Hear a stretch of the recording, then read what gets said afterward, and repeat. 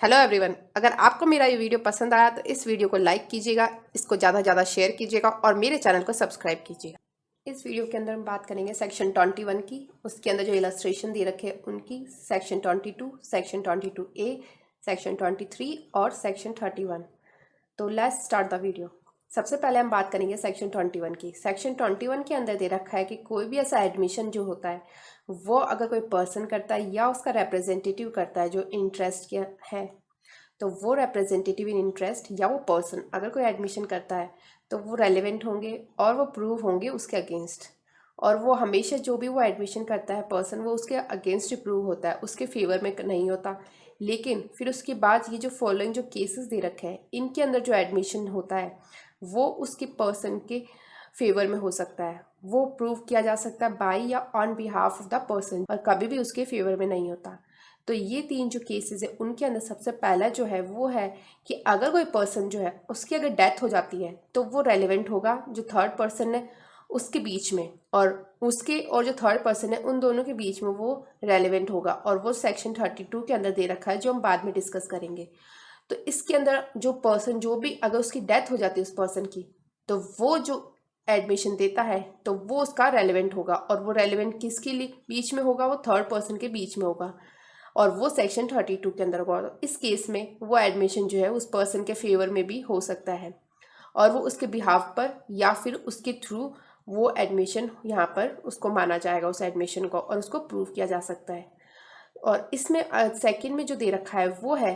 कि अगर कोई ऐसा स्टेटमेंट है जिसके अंदर एग्जिस्टेंस है कोई स्टेट ऑफ माइंड की उस पर्सन की या उसकी कोई बॉडी की, और वो रेलेवेंट है या फिर वो इशू में है, और वो तब है जब वो स्टेट ऑफ माइंड या बॉडी जो है वो एग्जिस्ट होती है, उस समय अगर वो स्टेटमेंट देता है वो पर्सन अपनी स्टेट ऑफ माइंड के बारे में कि उसकी उस समय क्या स्टेट ऑफ माइंड थी, या फिर उसकी क्या बॉडी की वो पर्टिकुलर वहाँ पर उसकी क्या पर्टिकुलर स्टेट ऑफ माइंड थी, तो उसके बारे में वो यहाँ पर स्टेटमेंट देता है। और उसमें उसका जो कंडक्ट है वो भी यहाँ पर इंक्लूड होता है। उसका जो कंडक्ट है उस कंडक्ट को वो फाल्सूट को उसके जो इम्प्रॉबेबल करता है,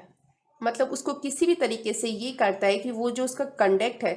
वो ट्रू नहीं है या फिर वो चीज़ हैपन ही नहीं हुई, ऐसा कुछ उसके कंडक्ट को वो किसी भी तरीके से उसकी जो भी उसका कंडक्ट है उसका जो असत्यता है उसको अनअधि संभाव्य करता है वो चीज़। तो उसका जो वो यहाँ पर स्टेट ऑफ माइंड या उसकी बॉडी है वो भी यहाँ पर उसको माना जाएगा एडमिशन, और इसके अंदर वो उसके फेवर में ही होगी। तो इसके अंदर जो स्टेट ऑफ माइंड है या उसका कोई बॉडी है उसके बारे में अगर कोई स्टेटमेंट दिया जाता है कि उसका स्टेट ऑफ माइंड या बॉडी एग्जिस्टेंस में है, और उस स्टेट ऑफ माइंड और बॉडी जो है उसके उस कंडक्ट को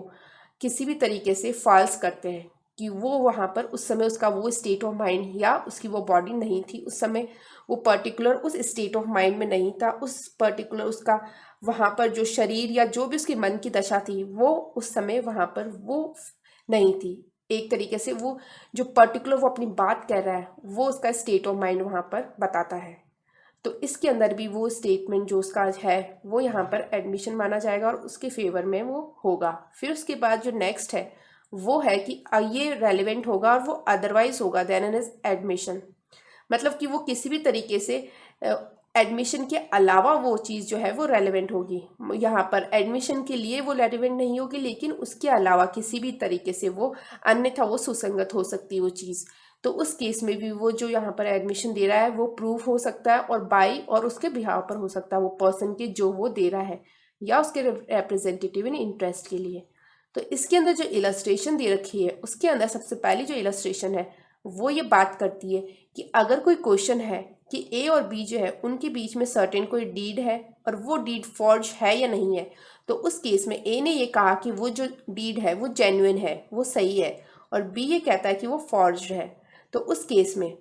ए जो है वो स्टेटमेंट प्रूव कर सकता है बी का कि जो डीड है वो जेन्युइन है, और बी जो है वो एक स्टेटमेंट प्रूव कर सकता है ए का कि डीड जो है वो फॉर्ज्ड है। लेकिन ए जो है वो खुद का स्टेटमेंट प्रूव नहीं कर सकता, जो उसने खुद ने दिया है कि डीड जो है वो जेन्युइन है उस स्टेटमेंट को ए नहीं प्रूव कर सकता, ना ही बी कर सकता है स्टेटमेंट को प्रूफ जो उसने खुद ने दिया है कि डीड जो है वो कूट रचित है या फॉर्ज्ड है। तो उस खुद के अपने स्टेटमेंट को वो यहाँ पर किसी भी तरीके से वो प्रूव नहीं कर सकता, और वो हमेशा जो दूसरा जो पार्टी है उसके स्टेटमेंट को ही प्रूव करेगा।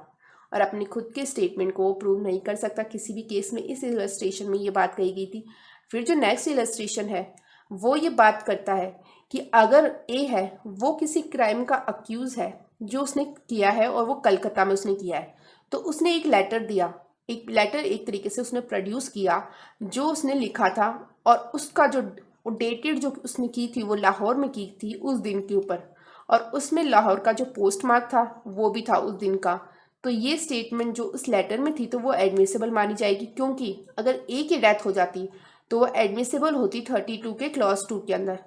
तो यहाँ पर उस चीज़ को, यहाँ इसके जो स्टेटमेंट जो है, जो उसका जो यहाँ पर पर्टिकुलर जो लेटर है उसको भी यहाँ पर एडमिसिबल माना जाएगा,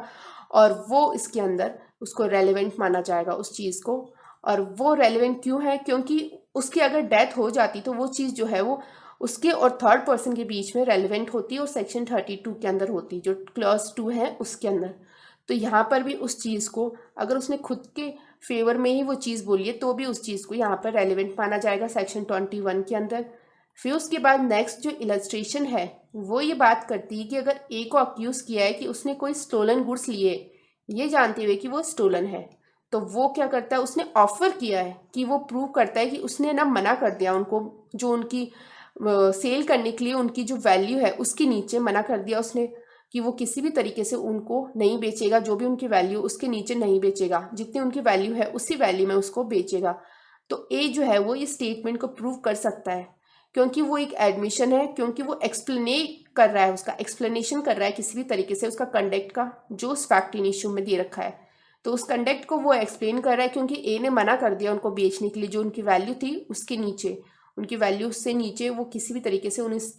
को नहीं बेचेगा जो गुड्स है उनको। तो यहाँ पर हम नहीं कह सकते कि ये गुड्स जो है वो स्टोलन गुड्स है, क्योंकि अगर स्टोलन गुड्स होते तो वो उनको उनकी जो प्राइस है उसके नीचे बेच सकता था, लेकिन यहाँ पर उसने मना कर दिया। तो यहाँ पर एक तरीके से ये इसके कंडक्ट को बता रहा है, उसके स्टेट ऑफ माइंड को बता रहा है कि जो उसका स्टेट ऑफ माइंड है, तो वो ये बता रहा है कि वो पर्सन जो है वो किसी भी तरीके से उसने स्टोलन गुड्स नहीं लिए, ना ही उसके पास कोई स्टोलन गुड्स है। तो ये उसके कंडक्ट को एक्सप्लेन कर रहा है, और वो इसलिए यहाँ पर इस चीज़ को एडमिशन माना जाएगा। और इसके बाद जो नेक्स्ट सेक्शन है वो है सेक्शन 22। सेक्शन 22 जो है वो ये बात करता है कि ओरल एडमिशन जो है वो कंटेंट ऑफ डॉक्यूमेंट के बारे में अगर देते हैं तो वो रेलेवेंट नहीं होंगे। तो किसी भी तरीके से अगर कोई ओरल एडमिशन देता है और वो किसका देता है, किसी कंटेंट ऑफ डॉक्यूमेंट का देता है, तो वो रेलेवेंट नहीं होंगे। लेकिन इन केसेस में वो ओरल एडमिशन भी रेलेवेंट हो सकता है कंटेंट ऑफ डॉक्यूमेंट के बारे में। और किन किन केसेस में हो सकते हैं? एक तो अगर कोई पार्टी है जो प्रपोज कर रही है, जो उसके बारे में प्रपोज कर रही है किसी भी तरीके से, तो वो क्या कर रही है, वो इंटाइटल है वो कि वो सेकेंडरी एविडेंस उन कंटेंट के बारे में दे सकती है। तो वो पार्टी अगर सेकेंडरी एविडेंस दे सकती है उनके बारे में, तो उस केस में यहाँ पर वो ओरल एडमिशन भी दे सकती है उन चीज़ों का, और उसके जो कंटेंट है उस डॉक्यूमेंट का, उसका जो ओरल एडमिशन है वो यहाँ पर दिया जा सकता है। और एक अगर जेन्युइनेंस उन डॉक्यूमेंट का जो है वो क्वेश्चन के अंदर है कि वो डॉक्यूमेंट जो है वो जेन्युइन है, वो सही है, तो वो चीज़ जो है वो अगर क्वेश्चन में है तो उस केस में भी ओरल एडमिशन उन कंटेंट ऑफ डॉक्यूमेंट का दिया जा सकता है। उनके बारे में किसी भी तरीके का मौखिक जो है वो एडमिशन जो है वो दे सकते हैं। और वो तभी दे सकते हैं कि एक तो अगर वो पार्टी है जो प्रपोज कर रही है, जो ये बात किसी भी तरीके से प्रपोज कर रही है कि वो इंटाइटल है, वो ये बोल रही है कि वो इंटाइटल है सेकेंडरी एविडेंस देने के लिए, क्योंकि जो उसके प्राइमरी एविडेंस है वो उस समय नहीं दे सकती। और वो क्यों नहीं दे सकती? वो सेक्शन 65 के अंदर जो कंडीशन है उनके अंदर वो आती है। तो वो जो सेक्शन 65 है उसकी जो कंडीशन है वो हम बाद में डिस्कस करेंगे, और उसके अंदर बेसिकली यही बात की गई है कि कब कब सेकेंडरी एविडेंस दिए जा सकते हैं। तो यहाँ पर अगर वो पार्टी ऐसे कहती है कि वो सेकेंडरी एविडेंस देने के लिए इंटाइटल है, तो उस केस में वो यहाँ पर